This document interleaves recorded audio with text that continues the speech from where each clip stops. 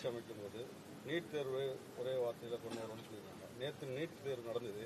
இது மாணவரோட பட்டன் எல்லாம் முற்றிலும் அழுக்கப்பட்டிருக்குது. பெண் பிள்ளைகளை அதுவும் இல்லாமல் 22 மாணவர்கள் இது வரைக்கும் இந்த நீட் தேர்வு அச்சத்தினால உயிரிழந்திருக்காங்க. பொண்ணு கூட தற்கொலை பண்ணிடுச்சு.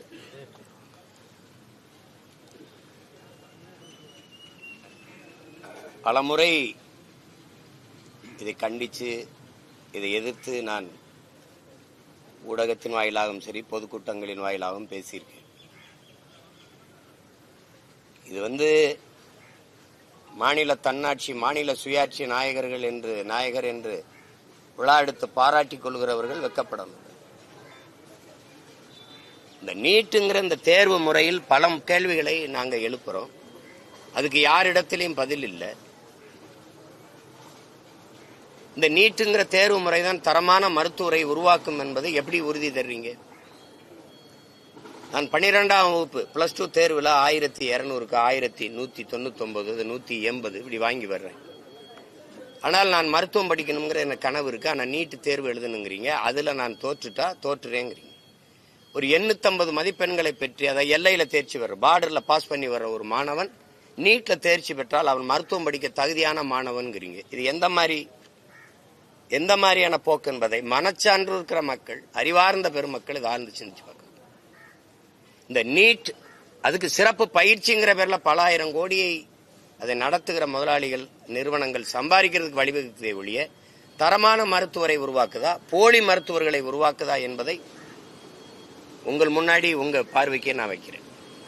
இந்த நீட் தேர்வை நடத்துகிற நிறுவனம் எது? இந்த நாடு நடத்துதா? அமெரிக்காவில் இருக்கிற புரோமெட்ரிக்ங்கிற ஒரு நிறுவனம், தனியார் நிறுவனம் நடத்துது. இந்த கேள்வியை நான் பலமுறை எழுப்பியிருக்கேன். உன் நாட்டின் மாணவனுக்கு தேர்வையே நடத்த முடியாத, அதுக்கு தகுதி இல்லைன்னு சொல்ற நீ, அது அமெரிக்காவில் இருக்கிற ஒரு தனியார் நிறுவனம் தான் உன் நாட்டின் தரமான மருத்துவ மாணவர்களை தேர்வு செஞ்சு தருவாங்கிற நிலைமை எவ்வளவு அவமானகரமானது என்பதை என் இன மக்கள், என் அன்பு சொந்தங்களை ஆழ்ந்து சிந்திச்சு பார்க்கணும். இது எவ்வளவு கொடுமையானதுன்னு பாருங்க. அவன் யாரு? இந்திய நாட்டின் மருத்துவ மாணவர்களை, இந்த நாட்டுக்கு தரமான மருத்துவ மாணவர்களை தேர்வு செய்வதற்கு அவன் எனக்கு நேர்த்திக்கடனா? இது எங்க? இல்ல எங்க குலதெய்வம் கோயில்ல எந்த கோயில்ல வந்து அவனுக்கு என்ன தேவை இருக்குது? என்ன தேர்வு இருக்குது?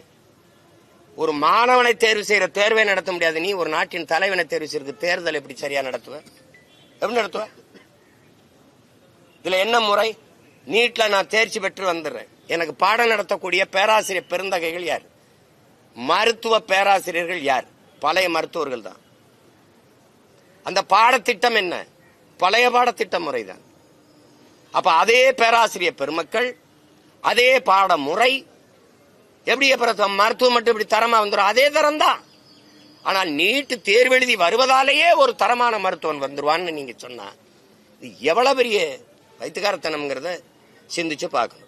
இந்த தேர்வு முறையை கொண்டு வரும்போதே ஒடுக்கப்பட்ட கல்வி பல ஆயிரம் ஆண்டுகளா பல நூறாண்டுகளா மறுக்கப்பட்ட சிற்றூர்கள்ல நான் வசதி இருக்கு, தனி பயிற்சி வச்சு படிச்சுக்கிறேன். எனக்கு மின் விளக்கு இருக்குது, எனக்கு எல்லாம் இருக்குது. ஆனால் இது எதுவும் இல்லாத சிற்றூர்கள் இருக்கிற மாணவன் அவனுக்கு மருத்துவ கனவு வரக்கூடாதா? கிராமப்புறங்கள்ல வரக்கூடாதா? கல்வி மறுக்கப்பட்ட சமூகங்கள் இருக்குது.